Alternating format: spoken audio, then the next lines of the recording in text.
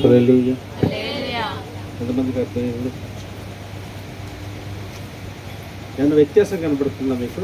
ఆయన చెప్తున్నాడు, బయట ఎక్కడైనా మీరు వాక్యాన్ని వింటే ఈ రీతిగా చెప్పడం ఎక్కడైనా వినపడద్దా? నీకు కలుగుతాయి, నీకు తీయబడతాయి, నీకు క్షేమం కలుగుతుంది, నీకు మేలు కలుగుతుంది, నీకు దీవెన కలుగుతుంది, నీకు అన్నీ కలుగుతాయి అని చెప్పి అందరూ కాదండి, కొందరు కొన్ని చోట్ల మోసపుచ్చే పరిస్థితులే ఉంటున్నాయి. కానీ నువ్వు ఎలాగున్నావు, నువ్వు ఎందుకు ఇలాగున్నావు, ఇలా ఉండటం వల్ల నీకు వచ్చే ప్రయోజనం ఏంటి, నీకు మేలేంటని తెలియచేసేది అది కొద్ది శాతం ఉంది. అందరికీ దీవెనలు కావాలి, అందరికీ ఆశీర్వాదాలు కావాలి, అందరూ మేలు కావాలి, ఎవరు కాదనే వాళ్ళు ఉండరండి. కానీ ఎప్పుడు మేలు కలిగిద్ది, ఎప్పుడు దీవెన కలిగిద్ది, ఎప్పుడు క్షేమం కలిగిద్ది అంటే ఆయన ఇచ్చినటువంటి మాట చొప్పున ఎప్పుడైతే నడుస్తావో అప్పుడే కలిగిద్దంట. దేవుడికి స్తోత్రం కలిగింది. దేవుని వాక్యం చెప్తుంది, బలులు అర్పించుట కంటే ఆయన మాట వినుట శ్రేష్టం అంట. దేవుడికి నువ్వు మందిరానికి రావటం కన్నా, నువ్వు ప్రార్థన చేయటం కన్నా, నువ్వు కానుకలు ఇవ్వటం కన్నా, నువ్వు అయ్యే చేయటం కన్నా అన్నిటికన్నా ఏంటో తెలుసా, ఆయన మాటనంట నువ్వు జాగ్రత్తగా విని ఏం చేయాలంట, అలాగ ప్రవర్తించడం ఆయనకి ఇష్టం అంట. దేవుడికి స్తోత్రం కలిగింది. కానీ వాళ్ళ కష్టం ఏంటో తెలుసా, అలాగ బ్రతకటమే నరుడికి చాలా. అబ్బో ఇలాగ ఉండాలంటే, మీరు చెప్పినట్లుగా మేము బతకాలంటే మామూలుగా ఉండదు బయట విషయాలు. దేవుడికి స్తోత్రం కలిగింది. బయట ఇలాంటివన్నీ చూస్తున్నాం లేదు, ఎలా ఉంటారు మన మీద, కుయుక్తితో, వేషధాలతో, మనం ఎప్పుడు తొక్కేద్దామా అని చెప్పి నటనతో, వంచనతో మాట్లాడే ప్రజలు కనబడతలేదు మనకి, కనబడుతున్నారు రోజు. మనం కూడా ఏం చేస్తున్నారు, సో వాళ్ళని చూసి వాళ్ళకిలాగా తయారైపోయే పరిస్థితులు వచ్చేసిన వాళ్ళు చాలామంది. ఏం చేస్తాం మనం, ఎంత నీతిగా ఉన్నా మనకు ఉండి సచ్చింది ఏముంది, ఎంత భక్తిగా ఉంటే ఎవడు చూసి వచ్చాడు, ఏం ప్రతిఫలం కలిగింది అని మనం కూడా కొంతమంది ఏం చేస్తారు సార్, వాళ్ళతో పాటు కలిసిపోయే పరిస్థితులు వచ్చేస్తాయి. కానీ అలాగ మనం ఎప్పుడునూ ఉండకూడదు. దేవుడు మనకి ఎలా చెప్తున్నాడు, అలాగే నీతిని, యథార్థతను విడిచిపెట్టకుండా ఆయన యందు భయభక్తులు కలిగి అలాగే ప్రవర్తించాలి, అలాగే నడిచేవాళ్ళగా మనము ఉండాలి. లోకుండా అది నిన్నేమీ చేయలేదు, నీకు ఎంత మాత్రం ఏ హాని ఏది చేయనేరదు అన్నాడు. దేవుడికి స్తోత్రం కలుగును గాక.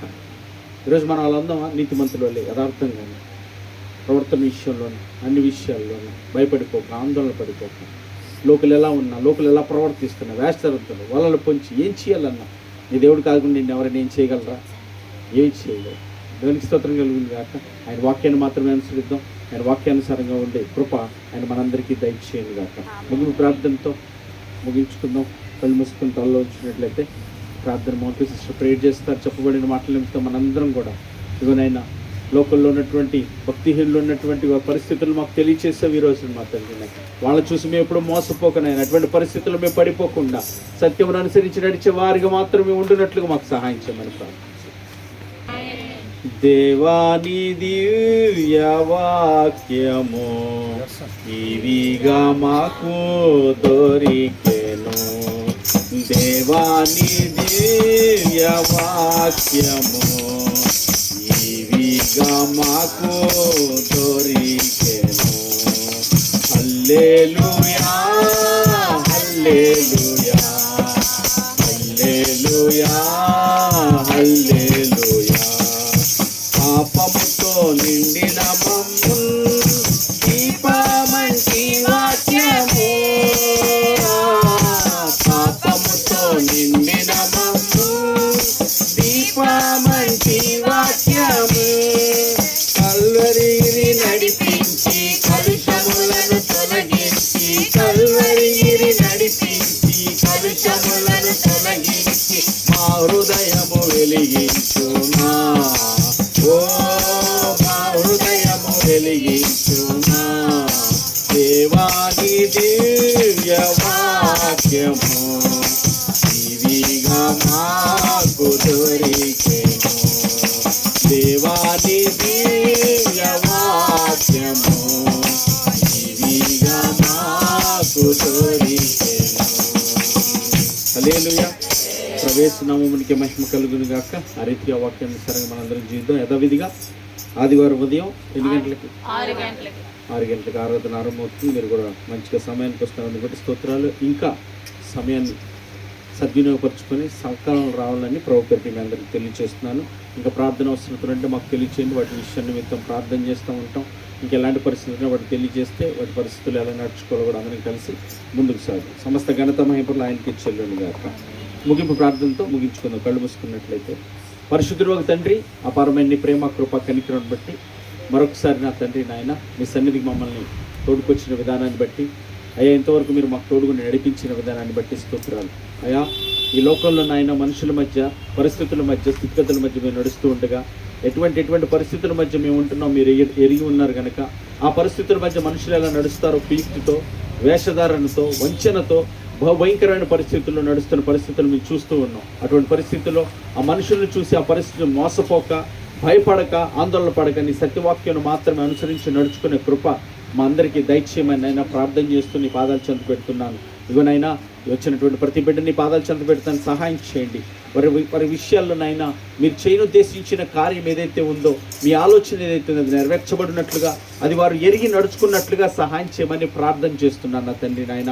వారికి ఉన్న స్థితిగతుల్లో, పరిస్థితుల్లో ఏ పరిస్థితుల్లో భయపడుతున్నారో, ఆందోళన పడుతున్నారో, కృంగిపోతున్నారో, అధైర్యపడుతున్నారో నాయన, ఎప్పుడైతే నీ వాక్యానుసారంగా నడుస్తారో ధైర్యం కలుగుతుంది, నిబ్రత కలుగుతుంది, నిరీక్షణ కలుగుతుంది, విశ్వాసం కలుగుతుంది నాయన. ఏ విషయాల్లో బలహీనులుగా తొట్టిల్లుతున్నారు అయ్యా, నడవలేక నాయన ఆగిపోతున్నారు, సాగలేక నీవే చెయ్యి పట్టుకొని వారిని నడిపించమని ప్రార్థన చేస్తున్నాను నా తండ్రి నాయన.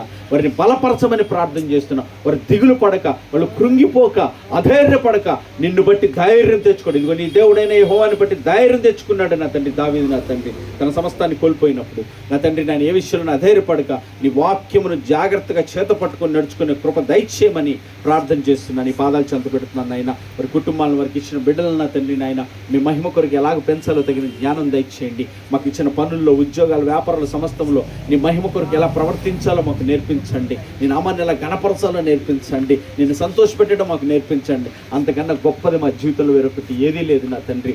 నాది అనేది, మాది అనేది ఈ లోకం లేదు నాయన. నీవు మాకు ఇచ్చిందే నా తండ్రి ఏదైనా ఉందంటే అది నీ మహిమ కొరకే వాడినట్లుగా మా అందరికీ తగిన జ్ఞానమును దయచేసి అయ్యా, కుటుంబాల్లో సంతోషమును, సమాధానమును, నెమ్మదిని, ప్రేమను నీ కృప సమృద్ధిగా దయచేయమని నేను బలపరచమని ప్రార్థన చేస్తున్నానయ్యా. నీ పాదాలు చెంత పెడుతున్నాను, సహాయం చేయమని వేడుకుంటున్నాను నా తండ్రి నాయన.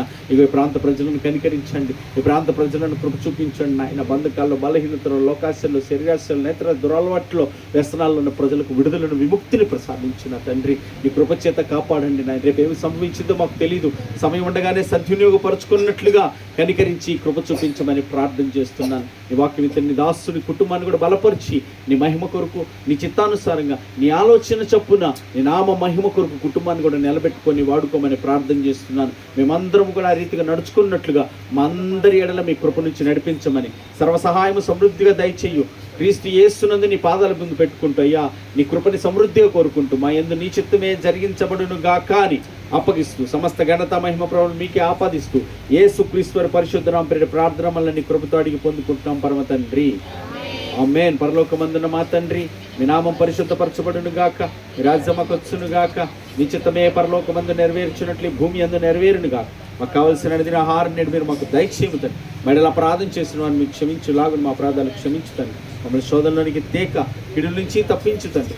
ఎందుకంటే రాజ్యము, బలము, శక్తి, మహిమ నిరంతరం నీవే ఉన్నావు తండ్రి. ఆమేన్. యేసు రక్తమే జయం, ఆది క్రియలయం, ప్రవేశ రక్తమునికే జయం, వాది క్రియలయం, ప్రవేశ రక్తమే సంపూర్ణ విజయం. అపవాది వాని క్రియలు గనంత నాశనము కలుగును గాక. ఆమె ఆశీర్వాదంతో ముగించుకుందాం. సర్వ సృష్టికర్త అయిన మన తండ్రి అయిన దేవుని ప్రేమయు, సర్వమానవాళి రక్షకుడైన మన ప్రభువైన యేసుక్రీస్తు వారి కృపయు, మనల్ని ఆదరించి బలపరిచి మన యందు తండ్రి చిత్తమును జరిగించే పరిశుద్ధాత్మని కన్యని సహవాసము, సన్నిధి, సహాయం కూడి ఉన్న మనకును, ప్రార్థించిన బిడ్డలకును, సకల జనులకు, సకల పరిశుద్ధులకు, ఈ ప్రాంతవాసులందరికీ సదా తోడుగుండి ఆయన కృపలో బలపరిచి ఆయన మహిమ కొరకే సమస్తము జరిగించునుగాక. ఆమేన్. ప్రేమ సమాధానాల కర్త అయిన దేవుడు మనకి తోడే ఉండి నడిపించునుగాక. ఆయన కృప మనకి తోడే ఉండునుగాక. మా గాడ్ బ్లెస్ యు. దేవుడు మిమ్మల్ని అందరినీ ఆయన ఆత్మలో ఆశీర్వదించి దీవించునుగాక.